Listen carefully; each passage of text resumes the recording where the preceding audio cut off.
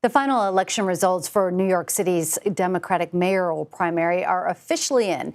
New York State Assembly member Zohran Mamdani claimed a victory over former New York Governor Andrew Cuomo on primary night.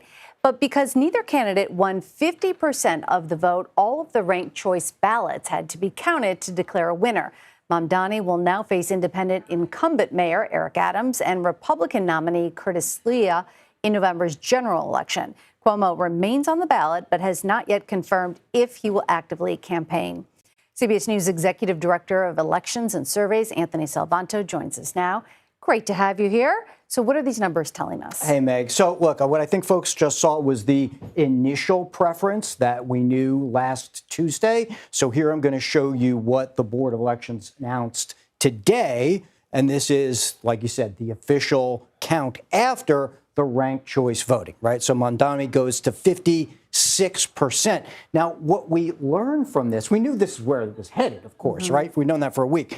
But what we've learned from this is that if you compare it to that graphic where you see the initial preference, you see not only did Mamdani's lead grow in this now RCV, but he also gained a lot of votes, which tells you that a lot of the candidates who were lower ranked, a lot of their voters ranked Mamdani at the very least ahead of Cuomo, if not highly overall. And so the RCV process, you know, its proponents say it helps find a candidate that can have a wider appeal. And that transference of votes where he gained all that suggests that there were a lot of people who, even if they didn't vote for him first, ranked him pretty highly.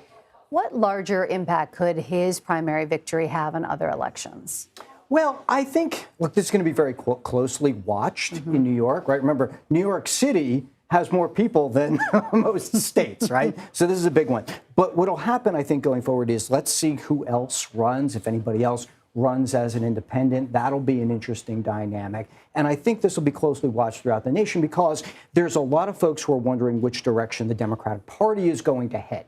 We know in our national polling that Democrats tell us they're not necessarily satisfied with the amount of opposition that they'd like to see to the Trump administration. You see a lot of that sort of pushback maybe from the rank and file Democrats about current leadership. And so when you look within the Democratic Party and that debate, that discussion that they're going to have about the kind of candidates they should choose, the direction they should go in, this is going to be one of those markers, but not the only one, I should say. Sometimes in off-year elections, in the odd-numbered years, we can sort of overread what happens in a single place, and we don't want to do that, but it's a marker. Definitely interesting one to watch, though.